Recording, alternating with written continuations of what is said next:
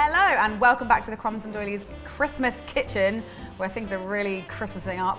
And today's recipe is going to be for some super duper cute Christmas animal donuts. And these are going to be baked donuts, similar to a recipe that I did before, but a little bit more Christmassy, of course, and not miniature. So I'm going to be using one of these. So this is a non-stick baked donut pan. The recipe is really, really simple. I'm going to start by putting my butter and my sugar into a big bowl and beating it until it's nice and pale and fluffy. That's looking pretty good. So now I'm going to add 2 large eggs, one at a time. I'm going to beat really well after each one.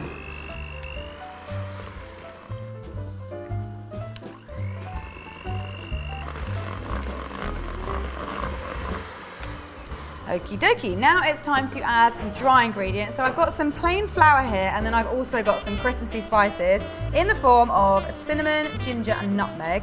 And I also have some salt, some bicarbonate of soda and some baking powder just to give these guys a proper lift.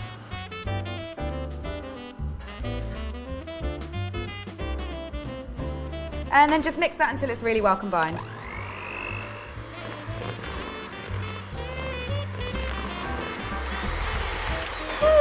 And last but not least, I've got some buttermilk here. So just whack that in and then mix it really well.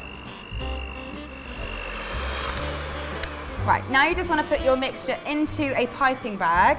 It's a nice big one to fit it all because you've got 12 donuts worth going in. And you just want to cut the end off. So I'm going to be making my hole about just like maybe 1/2 inch to 3/4 of an inch wide. And I'm going to pipe my donut batter into this tin. This is a very non-stick tin, so I've actually found that because it's quite new as well, I haven't really needed to grease it. But if you have a slightly older one that's a bit more worn, then by all means grease it lightly. And when you pipe it in, because it's quite stiff, this batter, it's difficult to tell sometimes how much you're putting in, but it'll roughly look as if it's about 3/4 full.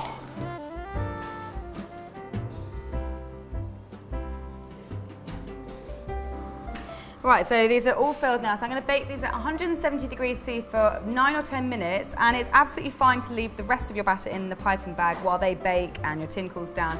Nothing much will really happen to it, and then when this lot comes out, you can flip them out and refill.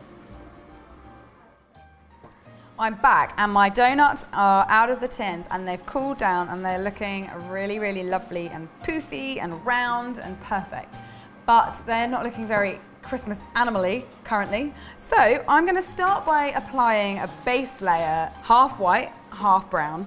I've actually got milk chocolate, which is melted with a little bit of cocoa butter just in the microwave, and also some white chocolate, which I've added some super white powder to make it even whiter, so that it's better for our Christmas animals, whatever they may be.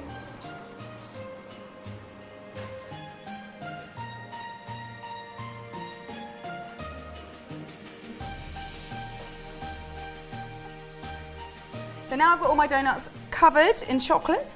I'm going to let them set for a little bit. You can do that either by whacking them in the fridge for a couple of minutes or just leaving them at room temperature. It will happen eventually. And then we're going to get exciting. Welcome back. Now, you might have noticed I've sort of multiplied and also completely changed. There is another person with me is what I'm trying to say. And that person is Sally. I don't know if you can recognise her behind her amazing Christmas glasses, but it's her. Yay! And she's here because this is a lot of work and I need some support, man. So we're going to use a variety of techniques, mostly using sugar paste and a little bit of edible paint to create amazing Christmas animals. We're going to be doing a polar bear, a Christmas robin, a reindeer, and an Arctic fox. An Arctic fox, which are obviously very, very wintry animals. So we have a variety of different colours of sugar paste here. Some of them have got a bit of gum tragacanth in them to turn them into modelling paste, so that we can do things like ears and antlers and stuff, so they dry a bit firmer. And we've got various tools. I'll write a list of everything that you need down in the description box below, so check that out. We also have a little bit of our melted chocolate to stick things on with, and we're just going to kind of go for it, aren't we, mate? And have a great time. We're going to have a ball, a Christmas ball. Let's go. Okay. I'm going to do the reindeer. Okay.